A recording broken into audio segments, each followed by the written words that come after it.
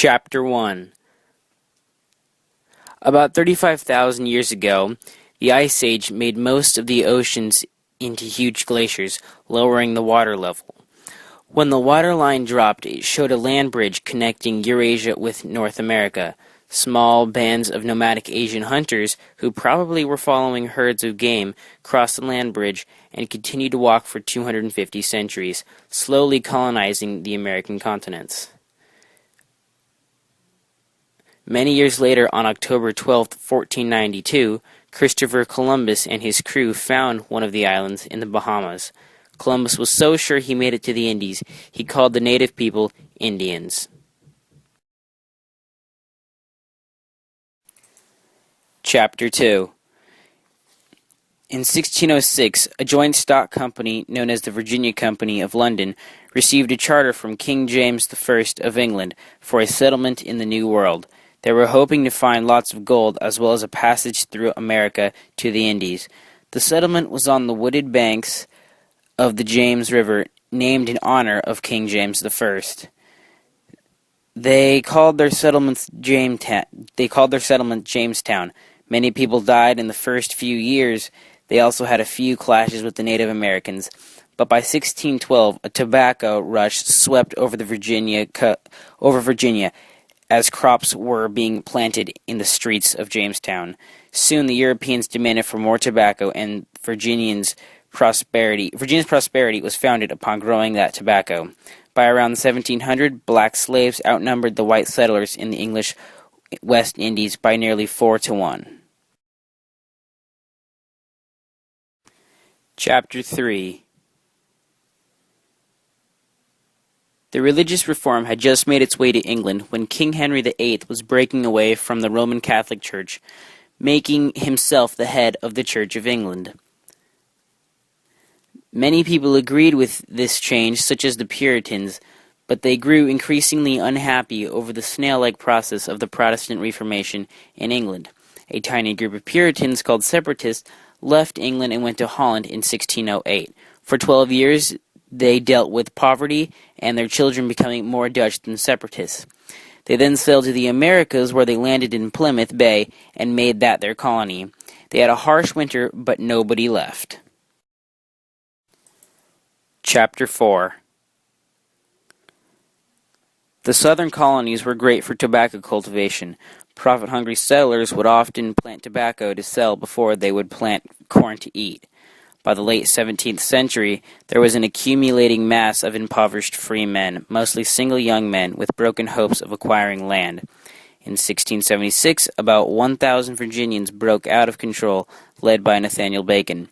As this so-called Civil War in Virginia went on, like many of his fellow colonists, Bacon suddenly died of disease.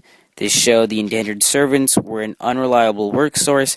They then turned to slavery, and around 10 million Africans were carried in chains to the New World. If you were a free white man, life in New England was much healthier, and the ownership of land was determined by the individual towns. Chapter 5. America at this time was starting to become a very diverse place. It still had the original English settlers, but now had Germans who moved to the back country of Pennsylvania, where they showed small evidence of industry and prosperity.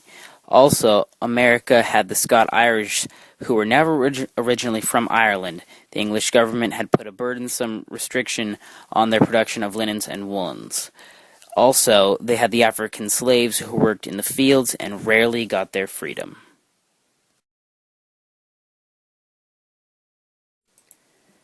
Chapter 6.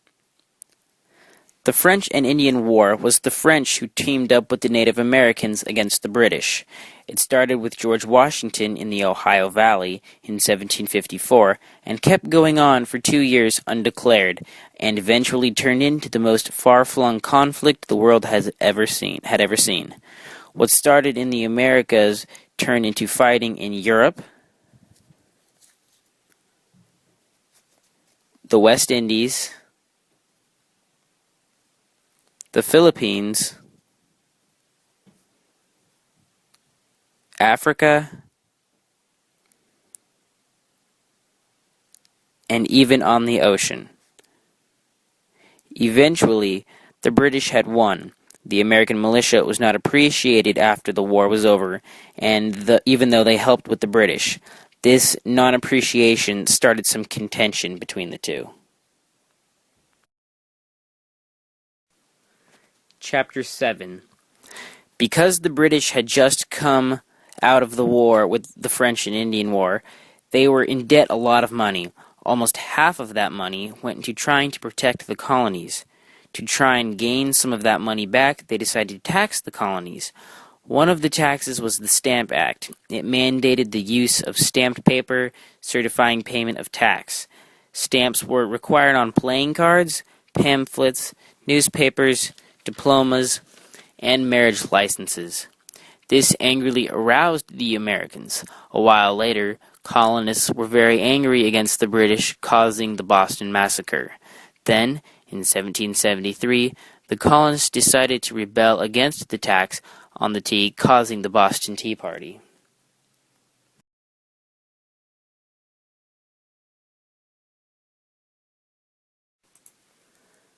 Chapter 8.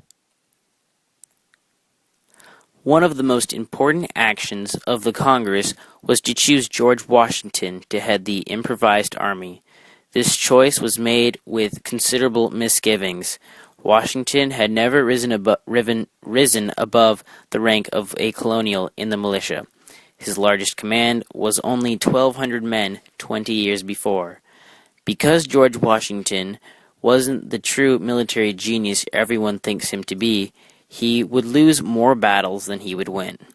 The British forces would move to Trenton. Then on December 25, 1776, George Washington would set out for them with only 2,400 men to surprise the British. Washington's victory proved to be a turning point in the war, but the Americans were still losing most of their battles against the British until the French came to help the American cause. After that, they defeated the British General Burgoyne at the Battle of Yorktown, which was pretty much the end of the war. After that, the British couldn't put up any resistance. The Americans won, and the British had to go back to England, and America became their own independent country.